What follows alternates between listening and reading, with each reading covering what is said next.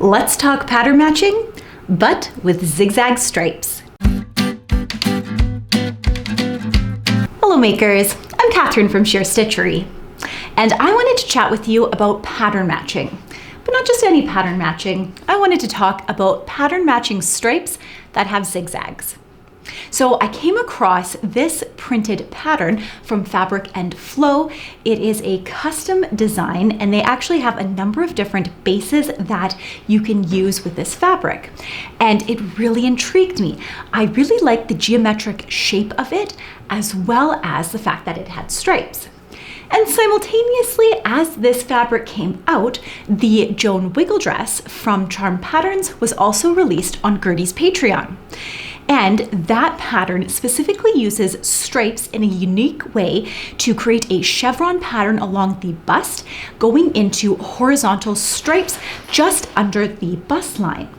And I thought that this fabric would be absolutely perfect to really test my skills in terms of pattern matching with these zigzags. So let's get into it. So to prep the fabric, we are going to lay our fabric on a single layer on our cutting mat.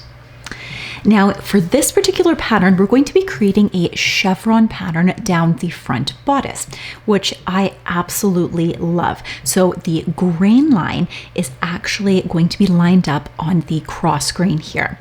So you can see that I'm lining this up, but even if you're not going to be creating the chevron pattern, you would still want to line up your grain line.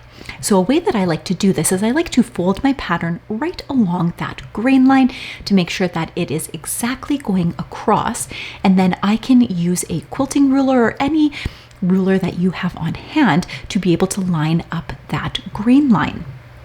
And so you can see that I like to use part of the selvage of the fabric to create that straightness. But when you're also dealing with stripes, that also creates an indication of where that grain line is going to be.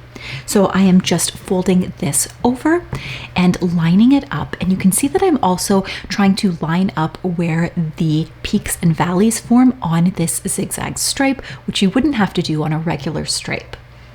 Now, because this is a knit fabric and because we are precisely lining it up on the stripes, I would highly suggest using a rotary cutter and a mat to cut this out, just because you get a bit more precision. Now for matching the stripes.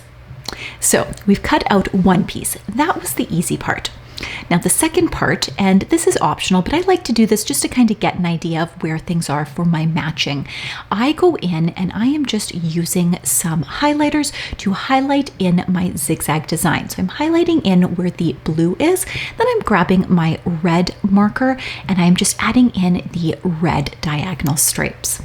So once this is done, we can then line up our pattern piece, obviously upside down because we're going to cut the other side of it, matching up that grain line and trying to get the pattern matched up as best we can to line up with those stripes. So you can see that I am matching it up here, and just try to match up those peaks and valleys as best you can. It can be difficult with a squiggly pattern like this. And in this instance, there is an under bust dart. So my pattern matching is a little bit off near the bottom, but in terms of the top matching, it is pretty spot on here. So I'm comfortable with that. So I have laid out my pattern weights to keep it in place, and then I am double checking my grain line using my ruler. Then go ahead and cut it out. Now we're going to stitch up those stripes. So I've taken the liberty of already doing the bust darts, and then we are going to match up those stripes. So you can see that I'm matching up blue to blue and the red and orange colors to the red and orange side. So you're going to go in and ideally you're going to use a pin for every single stripe that you have.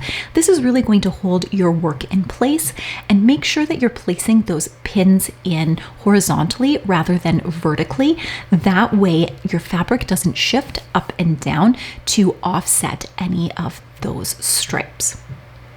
Now with this, when you are thinking about cutting it out with those peaks and valleys, also take into consideration the size of your seam allowance as well. And then you just need to stitch it up. So let's reveal that chevron pattern. So you can see at the bottom, it doesn't match nearly as nicely as it does along the top, but I'm still pretty pleased with it. Now for the side seams. So the side seams are easy peasy. You are just going to match up each of those stripes along the pattern, just like we did on the bodice, and then placing a pin along every stripe, just continue along that side seam and stitch that up. And now for the reveal. Let it go, what's the use in holding on? Can we find a way where we could spend some time alone?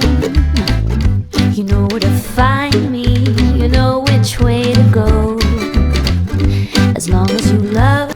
And there you have it, all of the wonderful pattern matching. Now, if you would like to see a bit more on pattern matching, I actually have a rather old video. It's actually one of the first ones that I ever made on YouTube, where I show you how to pattern match a floral motif on a sarong skirt. So I will link that one down below, as well as where to skip to watch specifically that pattern matching. If you enjoy videos like this and tips and tricks, do let me know in the comments down below, because I would love to know what videos you guys are keen on seeing next. Until next time, makers, let's get our sewspiration on.